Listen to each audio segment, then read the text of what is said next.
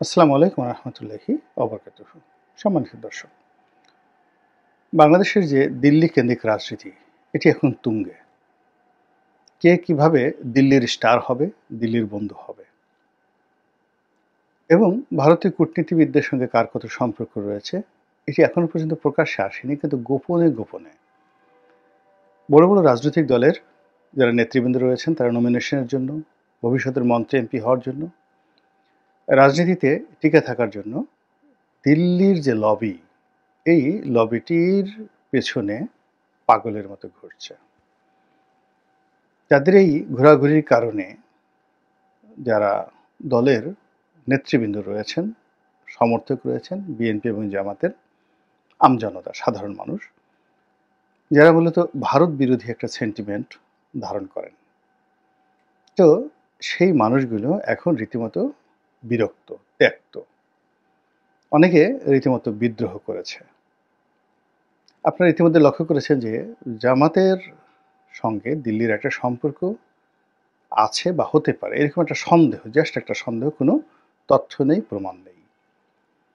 কিংবা ধরুন বিএনপির সঙ্গে দিল্লির একটা সম্পর্ক বা বিএনপি দিল্লির একটা গ্রিন সিগন্যালের জন্য চেষ্টা করছে, ঠিক এরকম একটা সন্দেহ থেকে সামাজিক মাধ্যমে যারা কথাবার্তা বলেন তাদের একটা বিরাট অংশ বিএনপি এবং জামাতকে গালাগাল দিচ্ছে। আবার সে সকল গালাগালের সঙ্গে সামঞ্জস্য রেখে বিএনপি এবং জামাতের যারা সাধারণ জনগণ, সাধারণ কর্মী সমর্থক, তারা এই দুটো দলকে যাচ্ছে তাই ভাষায় গালাগাল করছে। বিশেষ করে বিএনপির শীর্ষ নেতা জনাব তারেক রহমান সাহেব এবং নায়েবে আমির, নয় ঠিক, আমিরে জামাত এবং দ্বিতীয় ব্যক্তি নায়েবে আমির যিনি রয়েছেন, একজন ভদ্রলোক, সাবেক সংসদ সদস্য ছিলেন, শিবিরের সভাপতি ছিলেন, যাকে বলা হয় ভারতের এজেন্ট।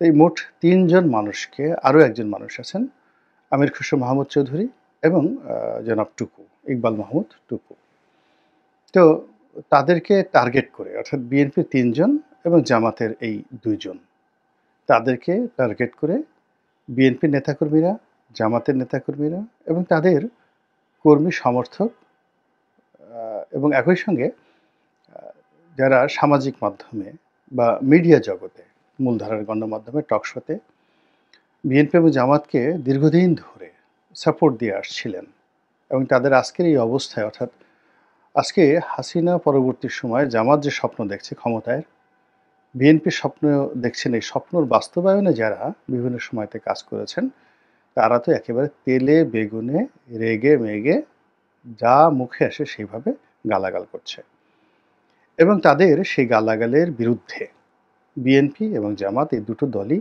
সরাসরি প্রতিবাদ করতে পারছে না, না পারছে পক্ষে বলতে, না পারছে বিপক্ষে বলতে।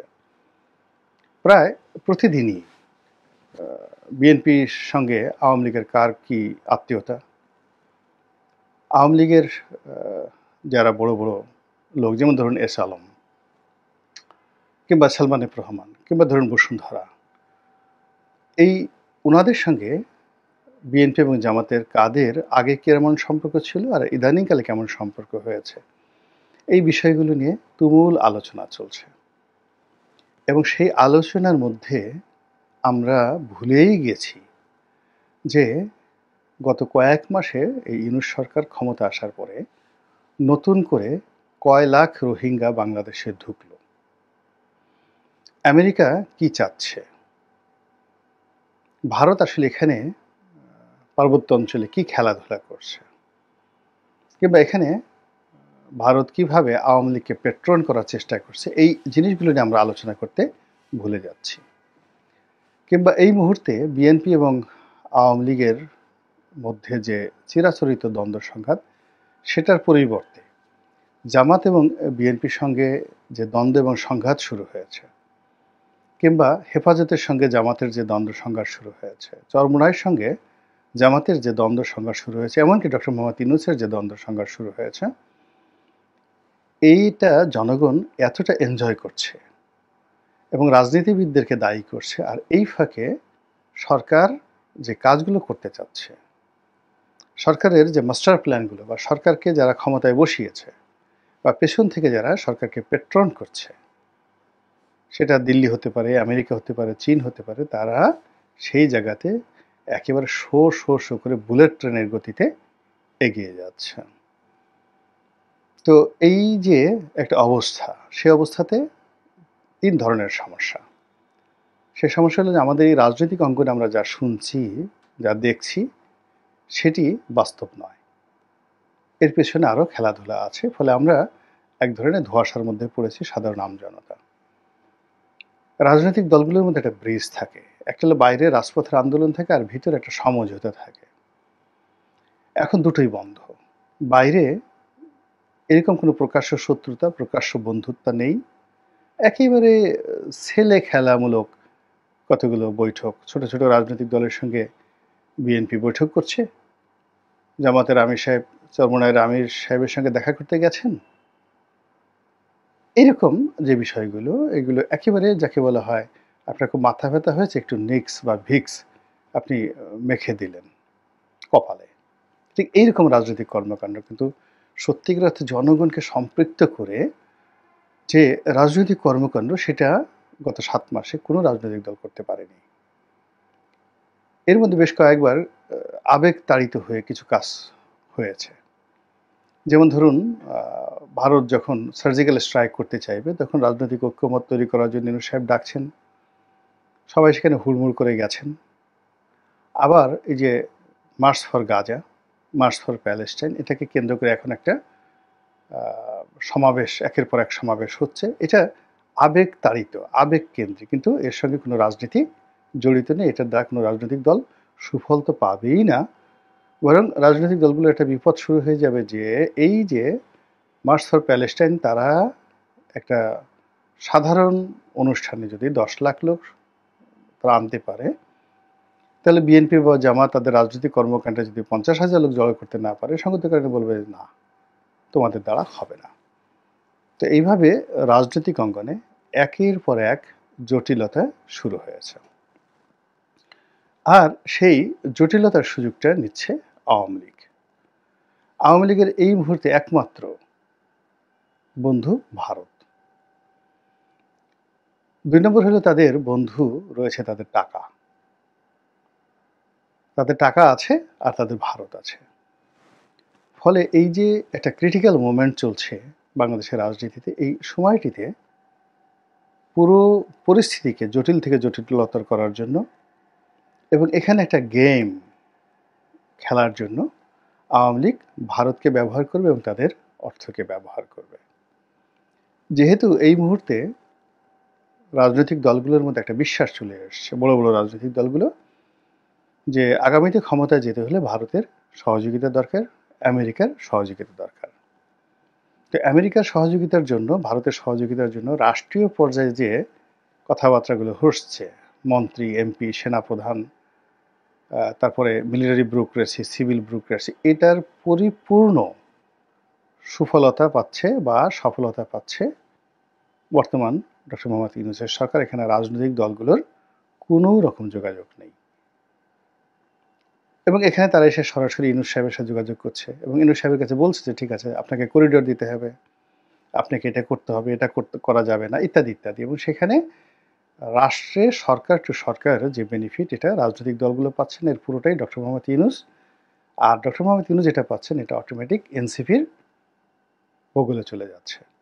এবং তারা এই সুযোগগুলো গ্রহণ করে মূলত একটা কুল পরিবেশ রাখতে চাচ্ছেন এবং নির্বাচনটাকে পিছাতে চাচ্ছেন এবং তাদের ক্ষমতাকে দীর্ঘায়িত করতে চাচ্ছেন এবং অন্যান্য যে সকল আমলাতান্ত্রিক জটিলতা আছে তাদেরকে ভয় দেখাতে চাচ্ছেন। এবং সেখানে তারা 100% সফল হয়ে গেছে। তারা পাকিস্তানের সাথে সফল হয়েছে, চীনের সঙ্গে সফল হয়েছে, ভারতের সঙ্গে তারা এখন পর্যন্ত অসফল বলা যাবে না, খুব বেশি কিছু পায়নি। ভারত অনেক কিছু থ্রেট দিচ্ছে মূলত একটা বার্গেনিং করার জন্য, কিন্তু আশাহত হওয়ার মতো এখনও ভারতের সাথে তেমন কিছু ঘটেনি। আর আমেরিকার সঙ্গে তো রীতিমতো একেবারে ক্লোজ টাইড রিলেশনশিপ এই মুহূর্তে সবচেয়ে বেশি, মানে এই যে বিএনপির চাইতে, জামাতের চাইতে, আওয়ামী লীগের চাইতে সবচেয়ে বেশি সম্পর্ক ডক্টর মোহাম্মদ ইউনূস এবং তার সরকারের। কাজেই দেখুন, এখানে একটা আলাদা বলয় তৈরি হয়ে গেছে, ইউনূস ভার্সেস এই বাংলাদেশের যত রাজনীতি দলগুলো রয়েছে তারা।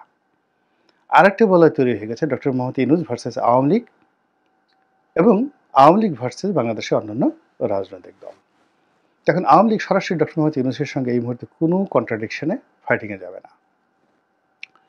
তারা বিএনপির সঙ্গে যাবে না, জামাতের সঙ্গে যাবে না, বরং জামাত এবং বিএনপির পক্ষ থেকে যদি কোনো বন্ধুত্বের আশ্বাস পাওয়া যায় তারা সেটাকে ব্যবহার করবে। তারা যে কাজটি করবে সেটা হলো ভারতের সঙ্গে যে সম্পর্কটা হতে পারে রাজনৈতিক লেভেলে এবং গোয়েন্দা লেভেলে রয়ের মাধ্যমে, এই জায়গাগুলোতে আওয়ামী লীগ একেবারে মুখস্থ এবং যারা আছে এরা সবাই তাদের সঙ্গে ধরুন ভারতে পালিয়ে আছে কোনো একজন নেতা, এখন সেই নেতার সঙ্গে রয়ের এই বাংলাদেশের স্টেশনশিপ থেকে শুরু করে একেবারে হেড প্রধান যিনি আছেন তিনি, তারপরে নিরাপত্তা উপদেষ্টা অজিত দোভাল, এদের সঙ্গে আওয়ামী লীগের একেবারে দ্বিতীয় সারির যে সকল নেতৃবৃন্দ এখন ভারতে পলাতক রয়েছেন এবং যারা অতটা বিতর্কিত নন কিন্তু শেখ হাসিনা খুব ঘনিষ্ঠজন, তারা যেভাবে 1 মিনিটে তাদের সঙ্গে বৈঠক করতে পারেন, কথা বলতে পারেন, দেখা সাক্ষাৎ করতে পারেন, ওই অবস্থা এখনও বিএনপির বা জামাতের আসেনি। তাদের যদি কোনো সংযোগ থেকে থাকে সেই সংযোগটি তাদেরকে করতে হচ্ছে রয়ের ঢাকার যে স্টেশন চিফ তার মাধ্যমে, এর বিকল্প নেই। আর যে বৈঠকগুলো তারা করছে তারা সরাসরি দিল্লি গিয়ে তারা সেই বৈঠক করতে পারছে না।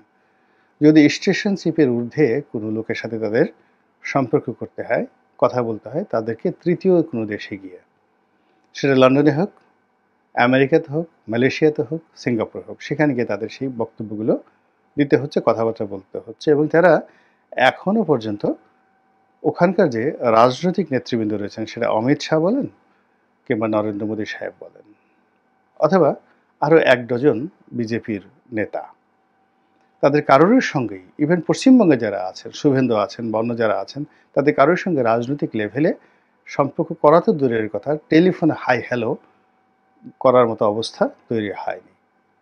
এখন এই যে রাজনীতির বাইরে গিয়ে যে কেবল গোয়েন্দা লেভেলে যে সম্পর্কটি হয়ে গেছে বা হচ্ছে বা চেষ্টা হচ্ছে, এটাকেও আওয়ামী লীগ বন্ধ করতে চাচ্ছে এবং এটা সম্ভব। এটা জামাতও জানে এবং বিএনপি জানে। এর কারণ হলো এই সকল গোয়েন্দা সংস্থাগুলো প্রায় ডবল স্ট্যান্ডার্ড করে। তারা এখানে আসে, তারা টাকা দেয় এবং টাকা নেয়, ঘুষ দেয় এবং ঘুষ খায়, দুটো একসঙ্গে করে। তো এরা ওই বিভিন্ন সময় আওয়ামী লীগের মনোনয়ন দেওয়ার কথা বলে অনেক রয়ের কর্মকর্তা অনেকের কাছ থেকে কোটি কোটি টাকা ঘুষ খেয়েছে, নমিনেশনও দেয়নি, টাকাও খেয়ে ফেলেছে। তো এরকম ঘটনা আছে। কাজেই আওয়ামী লীগ যদি ঘুষ দিতে চায়, রয়ের লোকদেরকে ঘুষ দিতে চায় এবং এই কানেক্টিভিটিগুলো যদি তারা বন্ধ করে দিতে পারে এবং যেটা হওয়ার সম্ভাবনা খুবই বেশি, সেক্ষেত্রে দেখা যাচ্ছে যে এই রাজনীতিতে এখন এই বাংলাদেশে সঙ্গত কারণেই ডক্টর মোহাম্মদ ইউনূসের একটা রমরমা অবস্থা তৈরি হয়ে যাবে। ডক্টর মোহাম্মদ ইউনূস যত শক্তিশালী হবেন, দেশের যারা এখন এখানে রাজনীতি করছে তারা তত অগুরুত্বপূর্ণ হয়ে পড়বেন। আর এখানে যারা রাজনীতি করছেন তারা যত অগুরুত্বপূর্ণ এবং দুর্নাম এবং বদনামের শিকার হবেন, ততই আওয়ামী লীগের উপস্থিতি অনিবার্য হয়ে পড়বে, শেখ হাসিনার উপস্থিতি অনিবার্য হয়ে পড়বে এবং আওয়ামী লীগের রাজনীতিতে পুনর্বাসিত হওয়ার যে একটা সুযোগ, সেই সুযোগ তৈরি হবে। ফলে আওয়ামী লীগ এখন 2 হাতে খেলছে।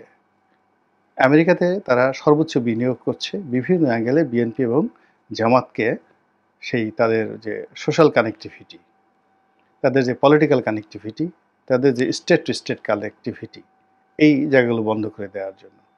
আর সেটাতে তারা একটা মোটামুটি সফলতা অর্জন করেছে। আপনার ইতিমধ্যেই আমেরিকার কিছু কর্মকাণ্ড এবং আমেরিকাতে বসবাসরত প্রবাসীদের কিছু কর্মকাণ্ড দেখেই আপনারা বুঝতে পেরেছেন যে ওখানে আওয়ামী লীগ কতটা সফল হয়েছে। এখন তারা দিল্লিতে কেবলমাত্র নিজেদের স্বার্থ দেখছেন, এটার জন্য